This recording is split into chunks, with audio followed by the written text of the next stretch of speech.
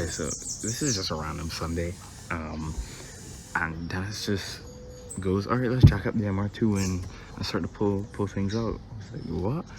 He goes, yeah, we're gonna start the MR2. I haven't even uploaded my first video yet, so this is gonna be uploaded like way down the line. Like, we haven't even cleared out the workshop yet for work to start on any other projects, and I guess the MR2 is the first to be started, and not that right there. So I guess I'm just gonna record some little bits and upload it in the future. I don't really know, with some voiceover. So yeah. But before then, let me give you some background. This is my 1991 MR2 Turbo with a 3S GTE. And believe it or not, it was in a worse condition than this.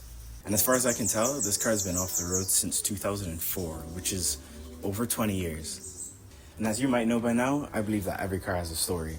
The story behind this car is quite interesting, really. This car was purchased by Dennis in about 2002 to replace the other MR2, just to have it as a fun, enjoyable car to drive on a weekend. Luckily, it's raining. Okay, as I was saying, this MR2 was in the first shipment of MR2s that came into the country.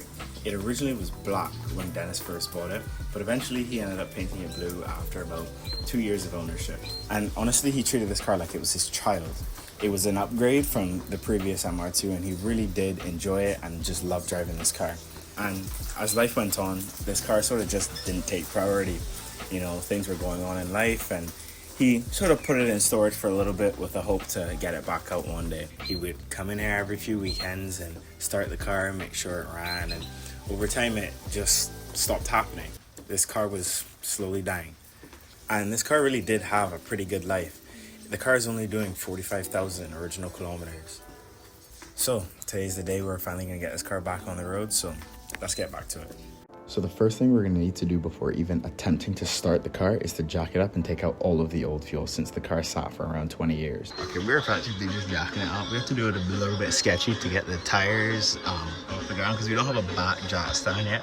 So we're just using some wood to prop up the car right now, and then have 2 jack stands on the front. Gotta go get 2 more jack stands from the shop later sometime this week.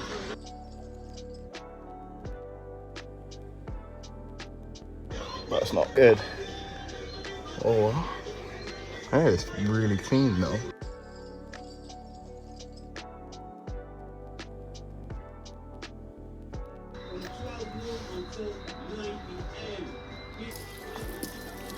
Oh, that smells horrible. Not bad though. No, really? I thought it was gonna be black.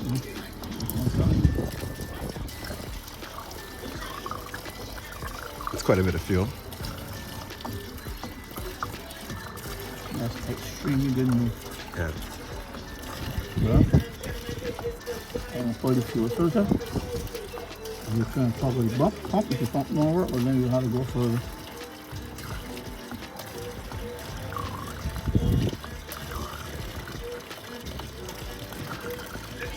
So while I got to drain the rest of the fuel, Dennis got to taking off the fuel filter, so we weren't recirculating any old fuel or settlement into the system. Forgot to film, went to the gas station to get gas and beers and food. Dennis is downstairs putting gas in the car now.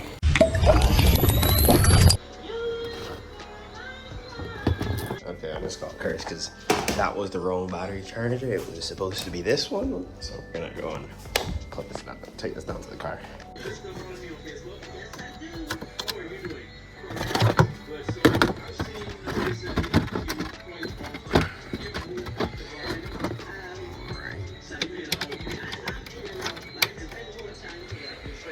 Yeah.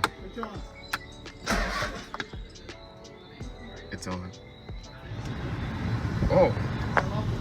Aha! Hey, what are my eyes?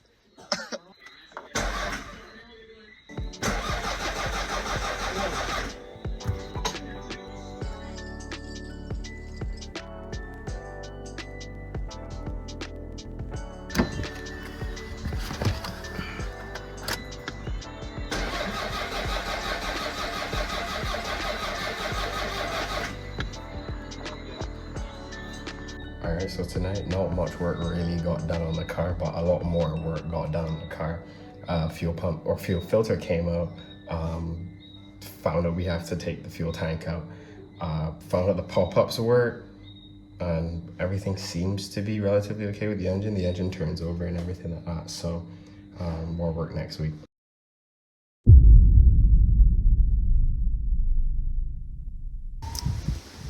It's a new year, and we are finally getting back to the MR2. Tank should be coming out today. Maybe, I don't know. We'll figure it out though. But yeah, let's get to it.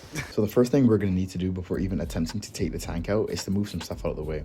Because the car is mid-engine, the fuel tank isn't in its usual location, usually in front or behind the rear wheels. It's actually running through the center of the car between the driver and passenger seat, being obstructed by coolant lines, some fuel lines, and the handbrake mechanism. So all of that will need to be moved out the way so that we can start to take out the fuel tank. Got 3.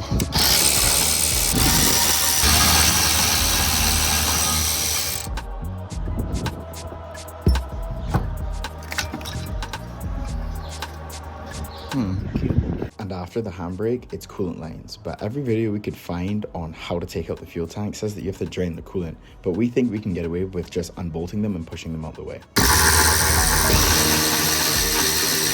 Okay, so it's day 2. And first order of business today is to get the car up in the air a little bit more. It's sitting too low. Even just being up underneath the car is a little bit too difficult to work on. So we're gonna bring it up so that then we can drop the tank and change the fuel filter and fuel pump.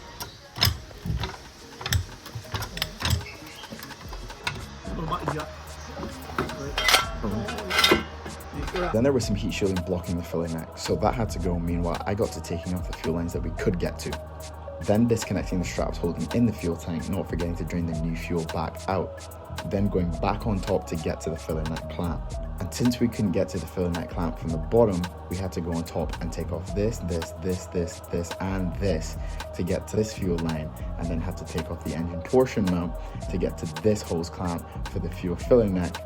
And then after some praying, and cursing, success! I think I'm off from up top too. What? They pull off, look. They didn't have enough room. Yeah. So they all put on the console. Yeah, but we'll do that when we're putting it back up. Yeah. Not now. So as you heard, the connector for the fuel gauge had popped out, which we had known was there, but we were trying to get away with not having to pull down the center console of the car to get to. But we were defeated by the car once again. And a week later, I put some 18s on to test fitment and got right back to work pulling down the interior, taking out the glove box between the seats, the armrest, and the shifter boot, then having to move the harness out of the way so that we could take the radio surround off and the ashtray, while I went underneath to disconnect the plug and push the tank forward to finally drop the fuel tank to the ground. Then we took out the fuel pump assembly and put in the new pump, and as you can tell, the old pump was no good. After that, then we took the fuel tank outside and washed it inside and out with some fresh fuel, then putting some OSFO on it so it doesn't rust. After that, we reconnected the filler gauge, lifting it into place and then holding it up with the jack stand until we realized that we can just hold it back in with the strap. Back inside the car, we fished the fuel gauge connector back inside before plugging it back in, making sure to put back the rubber grommet before reassembling the interior. First, the ashtray insert by plugging in the light and pushing it back into place, then screwing it back into place, and then covering it and me in WD-40. Then pushing back on the dashboard panel. Next was the shifter assembly and armrest that just clips and screws back in place. And at this point I had to leave, so while I was gone, Dennis finished up the interior and got to putting the fuel filter back in place, which then we realized we had ordered the wrong one, so we had to order a new one. Here, I'm racing tomorrow, so I just came back and I didn't realize that he's been working on the car without me. The entire interior is back in. The tank is fully in. He's went and got a brand new air filter. I put it all back up himself. I can imagine this would have been painful because it was painful to take down. So we're gonna go get fuel at the gas station now for my car and for this, and then she'll start for the first time, and then we'll go change the oil after that.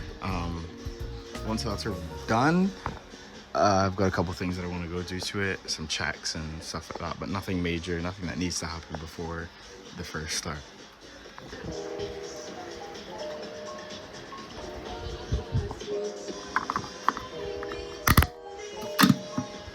So now it's time to try and start again.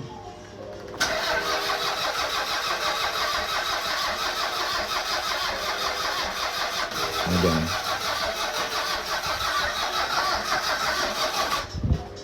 And again.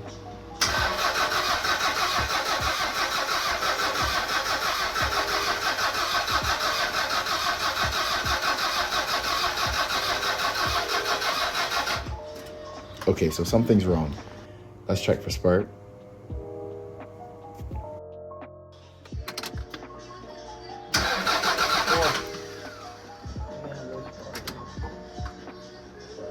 I'm getting correct. Okay, we have spark.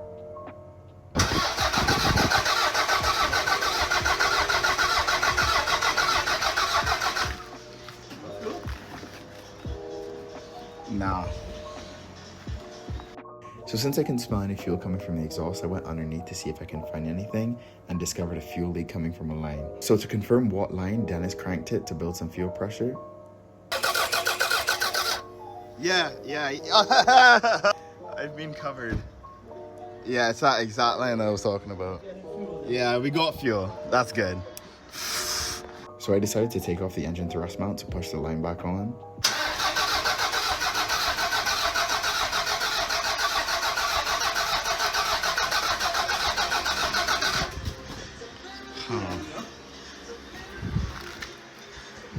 It's still not smelling like fuel. It's still not smelling like fuel, but to be fair, there is fuel on there.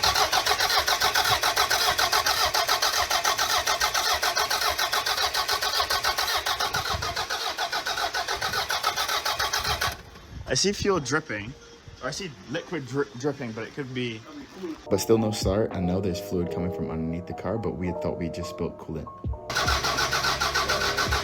And after another crank, the line seems to be pushing back off, which tells us a few things. 1, the return has too much pressure and is pushing back off the line. 2, we are getting fuel to the top of the engine. And 3, the injectors aren't firing because the return side has too much pressure it can't even hold. So first I pulled the spark plugs and they looked great and also didn't smell like fuel, so we think the injectors are stuck. So we called an electrician to see if the ECU was stopping the injectors from firing and also to fix some chewed through wires on the power steering. And then... Boom, food acquired.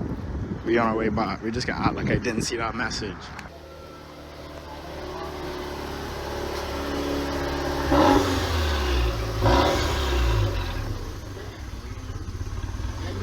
Ooh, it smells like gas, dude.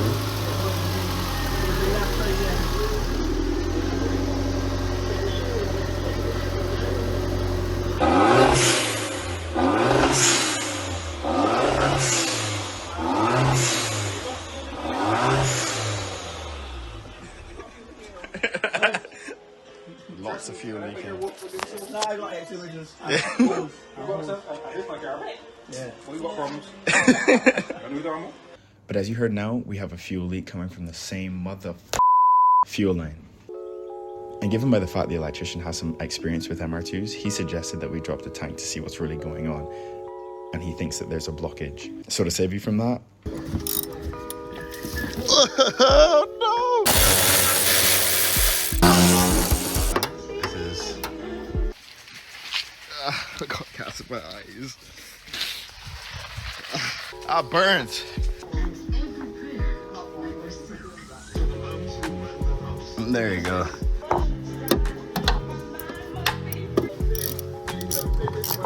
Boom, tank out. And it actually took us about half an hour since we knew what we were doing. And after that, we took the pump out again and put some air to the lines to see which one was blocked. And after some persuasion with a wire and carburetor cleaner, it was now clear, and it's time to put back up, which didn't go as smoothly.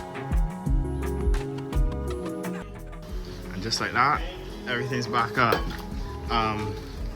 It wasn't easy, but we're on our way to go get gas now. So yeah, start tonight. I didn't expect it, but we're doing it.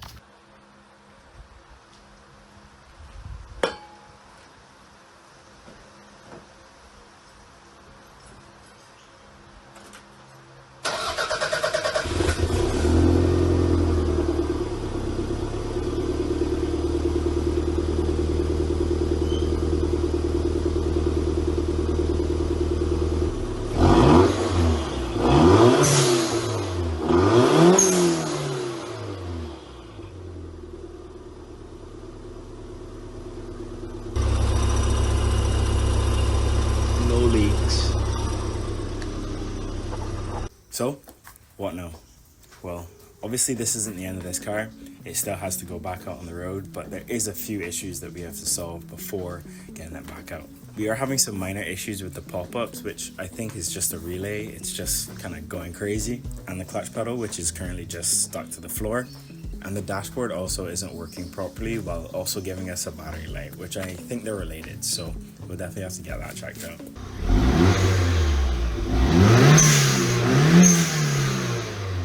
And obviously we're gonna have to do some maintenance to the car since it has sat for such a long time.